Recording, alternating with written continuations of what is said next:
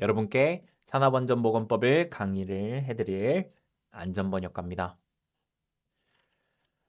드디어 교재가 나왔습니다. 그리고 아주 표지에는 아주 잘생긴, 그렇진 않지만 이런 사람이 강의한다라고 이제 생각을 하면 조금 더 집중이 될 수 있지 않을까 싶어요. 그래서 이런 사람이 교재를 냈고요. 그 교재를 통해서 여러분께 강의를 해드리겠습니다. 먼저 목차를 보면 이렇게 쭉 나와 있는데 특이하게 법령구조 파악이 들어가 있어요. 그래서 우리가 산업안전보건법을 들어가기 전에 이제 법령의 구조가 어떻게 되어 있는지 조금 파악할 필요가 있습니다. 그래서 어떤 구성으로 되어 있는지 조금 알 거고요. 그리고 나머지들은 쭉 법령 순으로 우리가 공부를 할 겁니다. 그래서 저는 이미 법령 구조에 대해서 좀 잘 알고 있어요 하시면 바로 2강부터 들으시면 되겠습니다. 자, 시작하겠습니다. 법령 구조 파악하기입니다. 우리가 법령을 듣기만 해도 벌써 가슴이 답답해지고 그냥 이제 먹먹하신 분들이 있을 거예요. 법령이 어려운 이유는 사실 저는 이거라고 생각을 합니다.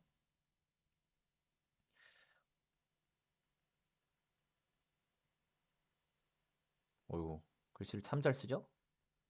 예, 다시 한번 써드리겠습니다.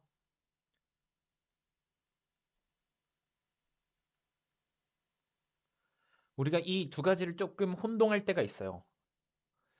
낯선 것은 어려운 것이 아닙니다.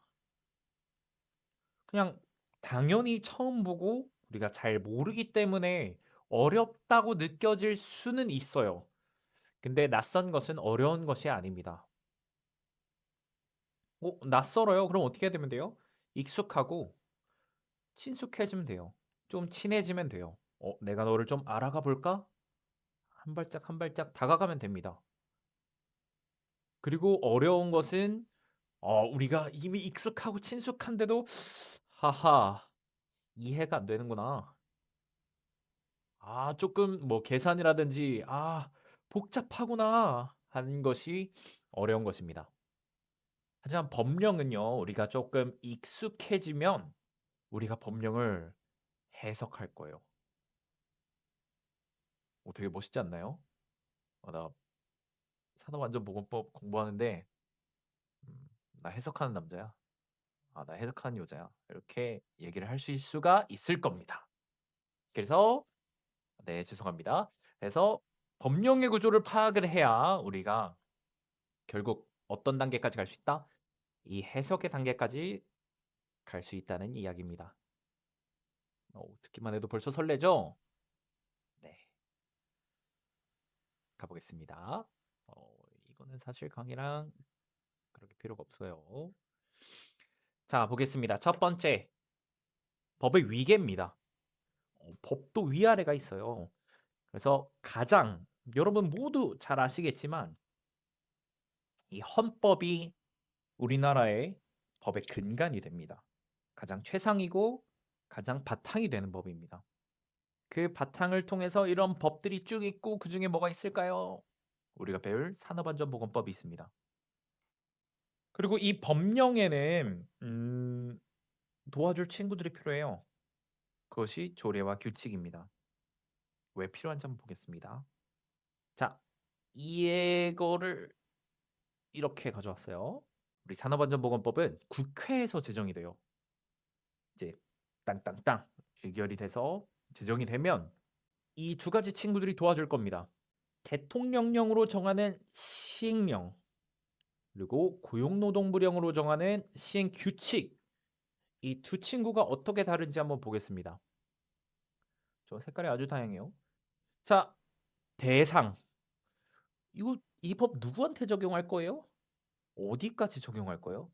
그리고 돈은 얼마나 내야 돼요? 위반했어요. 과태료 얼마나 내야 돼요는 누가? 시행령이 정할 겁니다. 실무 절차. 이 법을 우리가 지키기 위해서는 어떤 절차가 필요할까요? 어떤 서식을 준비해야 되죠? 어떤 기준으로 우리가 이 법을 지켜야 되나요는 시행 규칙이 정할 겁니다. 아하. 법은 우리가 어떤 한 항목에 대해서 이렇게 하세요를 정해요. 근데 그 자세한 부분들은 시행령과 시행 규칙들이 도와줄 겁니다. 아주 알락달락해졌네요. 그래서 우리가 이것들을 확인을 할 겁니다. 예시를 한번 가져보죠. 어, 자, 대통령령으로 정한다 이렇게 써 있어요. 근데 대통령이 뭐다? 시행령입니다. 안전보건진단의 종류와 내용과 결과 보고서는 대통령령이 알려줄 거란 거예요. 대통령령에서는 이런 식으로 이런 종류와 이런 내용과 이런 것들이 포함되어야 됩니다라는 것을 이렇게 따로 떼서 알려주고 있고요. 그리고 시행 규칙을 또 제가 가져왔어요. 시행 규칙들은 며칠 이내에 뭐 어떤 것들을 해야 된다라는 자세한 실무 절차, 서식, 안전 기준 이런 것들이 나와 있습니다. 그래서 다시 한번 얘기하자면 뭐다? 이 법을 근간으로 이 도와주는 친구 두 개가 있다. 그렇죠? 그래서 우리가 법 공부를 할 때는요. 보통 이렇게 합니다. 3단 비교라는 게 필요해요. 그래서 어떤 것을 3단 비교하냐? 예, 바로 그겁니다. 눈치가 엄청 빠르시네요. 이렇게 세 개를 비교할 겁니다. 법, 시행령, 그리고 시행규칙. 이렇게 세 개를요. 한 번에 놓고 봅니다. 근데 여기 뭐라고 써 있죠? 여기 있네요. 법령은 방대해요. 여기도 방대해요. 글씨가 너무 작아요. 그리고 이 법에서 대통령령으로 한다가 시행령 어떤 거랑 매치가 되는지 찾기가 조금 어려워요. 그리고 시행령에서도 시행 규칙으로 정하는 게 있고 법에서도 시행 규칙으로 정하는 게 있는데 매칭하기가 어려워요. 보기가 너무 불편합니다. 그래서 제가 단언컨대 이건 제가 최초입니다. 네, 박수 치셔도 좋습니다. 저 여러분의 효율을 위해서 이거를 1단으로 만들었습니다. 네, 그렇습니다. 그래서 저는 원래 이게 3단으로 다 나눠져 있어요. 근데 저는 이렇게 한눈에 볼 수 있게 이 대통령령이 뭔지 이 시행규칙이 뭔지 다 달아놨습니다. 네. 그다음에 두 번째로 가겠습니다. 네, 좀 부끄럽네요. 네, 자기 자랑은 그만하겠습니다. 장절조황호목입니다. 법령은 아까 말씀드렸듯이 너무 많아요. 그럼 어떻게 해야 되냐? 우리가 범주화를 해야 됩니다. 카테고리를 나눠야 돼요. 그래서 큰 카테고리 거기서 또 한 번 더 나뉘고 또 나뉘고 또 나뉘고 또 나뉘고 이런 식으로 구분을 합니다. 그래서 가장 첫 번째 장입니다. 몇 장, 큰 챕터 가장 큽니다. 그래서 조문을 묶는 큰 카테고리입니다. 그래서 그 장 안에서도 한 번 더 중분류가 될 거예요. 근데 이거는 있는 장이 있고 없는 장이 있습니다. 그래서 장 안에서의 중분류가 될 거고요. 그 다음에 조입니다. 여기서부터 중요해요. 법령의 가장 기본 단위입니다. 어떻게 쓰나요? 우리가 살짝 훔쳐볼까요? 제 몇몇 조, 제 몇몇 조 이렇게 씁니다. 아하, 그럼 우리가 여기다 이렇게 써주세요. 제 몇몇 조 이렇게 써 있는 게 바로 보다 써 있죠? 조입니다. 그 다음에 항이 들어갑니다. 항은요, 조 아래, 조에서 세부 분류입니다. 그래서 어떻게 써 있습니까? 1, 2, 3에 동그라미가 돼 있죠? 또 훔쳐볼 거예요. 지저분하네요. 좀 지우고 보면 자, 제 47조에 이 동그라미 숫자가 있어요. 우리가 뭐라고 부른다고 했었죠? 조항.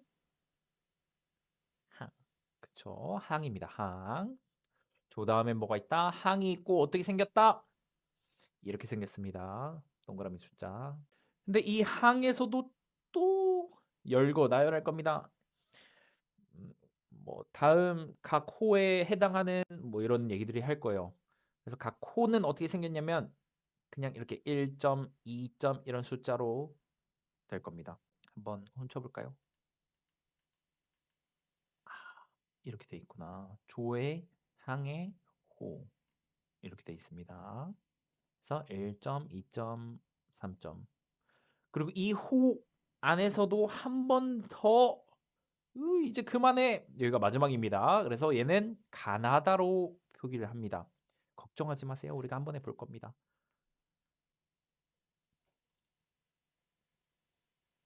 자, 가장 맨 처음에 가장 큰 카테고리 분류가 뭐라고 했죠? 장이었습니다. 장 안에 이런 절이 있을 겁니다. 절 다음에 가장 기본이 되는 단위 조. 조의 세부 분류 이 동그라미 숫자를 뭐라고 그랬죠? 네, 항. 그리고 이런 항 밑에 1점, 2점, 3점 이렇게 숫자들로 나열하는 걸 뭐라고 한다고요? 호.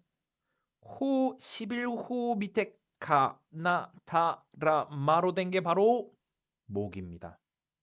그래서 조, 항, 호, 목 이런 순서로 우리가 세 분류를 하게 됩니다. 세부 분류를 이렇게 하게 됩니다. 기억해 두시고요. 그 다음에 오호 이럴 수가. 자 별표를 한번 보시면요. 본문에 넣기에는 양이 너무 많아요. 우리가 조항호 목까지 갔는데 너무 많아. 우리가 법을 보기가 너무 불편해. 너무 커져요. 그러면 어떻게 따로 뺀다? 별표로 따로 뺄 겁니다. 그래서 법의 맨 뒤에 따로 뺄 거고요. 양이 너무 많아요. 그렇죠? 그러나 우리가 외워야 될 양도 많습니다. 그래서 이렇게 제가 예시를 가져왔어요. 쭉 나열이 돼 있죠. 사실 이것도 일부입니다. 뭐 여기서 끝나는 별표도 조금 있지만 이거보다 더 많이 뭐 그림이 들어가 있는 것도 있고요. 그렇죠? 그럼 이렇게 따로 별표로 뺄 겁니다. 그래서 우리가 배워야 될 산업안전보건법의 구성입니다. 총 몇 장으로 했냐면요. 12장으로 돼 있고요. 175개조로 돼 있습니다. 축하드립니다. 여러분 175개조만 외우면 우리 산업안전보건법에 있는 모든 법을 알 수가 없습니다. 네, 아쉽죠. 아까 말씀드렸던 법도 있고요. 법령 그리고 법령을 도와주는 두 친구가 있었죠. 뭐라가 있었습니까? 네, 시행령 그리고 시행규칙 이 든든한 이 형제가 법을 도와줄 겁니다. 이것도 상당히 많아요. 그렇죠? 그리고 여기 말고도 무슨 기준 뭐 다른 조그만한 법들 뭐 코샤 가이드 이런 것들이 또 외워야 될 것들이고요. 그렇죠? 뭐 얘네들도 다 별표들이 있어요. 이것도 다 외워야 되고요. 그렇죠? 그래서 생각보다는 많습니다. 그래서 175개로 끝나지는 않는다. 그러나 걱정하지 마세요. 여러분 모두 알게 될 겁니다. 그래서 1장 총칙입니다. 뭐 총칙에는 목적 이거 왜 배워요? 이 법 왜 있어야 돼요? 라는 것을 얘기를 해주고요. 그리고 어, 용어를 정리해 줍니다. 이거는 누구고 이거는 뭐고 이런 용어가 정리돼 있고요. 그리고 우리는 안전보건 관리하기 위한 시스템을 이렇게 도입해요. 2장. 그리고 3장에는 뭐가 나오냐? 안전보건 교육입니다. 누가 무엇을 어떻게 하는지, 무슨 교육을 받아야 되는지, 언제 받아야 되는지 이런 것들을 다 써놨습니다. 그리고 유해 위험한 거를 어떻게 이렇게 방지하세요? 도급이란 뭐냐면 뭐 이 강에서 설명드리겠지만 내 일을 다른 사람에게 맡기는 거예요. 그래서 이거 해주세요, 이 일 해주세요. 하청을 외주를 맡기는 걸 도급이라고 합니다. 그래서 도급할 때 이건 내가 좀 하기 싫은데, 이거 좀 위험해 보이는데, 이건 내가 기술이 없는데, 이런 것들을 할 때 산업재해가 일어날 수 있다는 거예요. 그것들을 어떻게 예방할지 써 있고요. 그다음에 6, 7장 보시면 유해 위험한 기계, 뭐 지게차, 항타기, 항발기, 뭐 어스오거 이름만 들어도 아주 무시무시하죠, 그렇죠? 뭐 원심 분리기, 공기 압축기, 네 그런 것들에 대한 이제 위험 조치 그리고 물질 뭐 카드뮴, 벤젠, 성면 무시무시하죠. 이런 것들에 대한 조치 그리고 그런 것들을 다루는 사람들은 "어떻게 건강을 관리하나요?" 뭐 "이런 건강 검진을 받으세요. 이 주기로 받으세요." 이런 것들이 나와 있고요. 그다음에 산업안전지도사, 산업보건지도사 이런 사람들은 어떻게 되는지, 무엇을 해야 되는지, 무엇을 하면 안 되는지가 나와 있습니다. 마찬가지로 근로감독관도 그렇게 나와 있고요. 그래서 이 교재에는요. 고칙과 벌칙이 없습니다. 이럴 수가. 걱정하지 마세요. 얘네는요. 외워야 될 게 많아요. 근데 왜 뺐어요? 이거는요. 기출문제로 나중에 기출문제들로만 우리가 조금 공부할 겁니다. 그럼 시중의 교재랑 똑같네요? 네. 얘네 안에선 그렇습니다. 왜 그러냐면요. 우리는 선택과 집중을 해야 돼요. 얘네 보시면 얘네에 우리가 집중할 겁니다. 1장부터 10장까지만 해도 아주 중요하고 많이 나오는 문제가 많아요. 얘네는 출제 빈도나 범위에 비해서 조금 나오는 것이 적어요. 그래서 얘네는 기출 문제로 익히고 조금 더 양보해서 한 문제 정도, 두 문제 정도는 우리가 위험을 이 정도 위험은 감수하고 갈 겁니다. 그렇죠? 그래서 우리는 여기에 좀 더 집중을 할 거다라는 겁니다. 강의를 들으시다가 이해가 안 되는 부분이 있어요. 교재 문제가 있어요. 하는 부분은 저한테 이메일로 문의를 주시면 됩니다. 그래서 유튜브에 아마 문의 메일 주소가 있을 거고요. 혹시 모르니까. 그래서 이메일은 safety interpreter 뭐 안전 번역가라는 뜻이죠. 이거를 아웃룩 마이크로소프트 메일입니다. .com으로 이제 보내주시면 되겠습니다.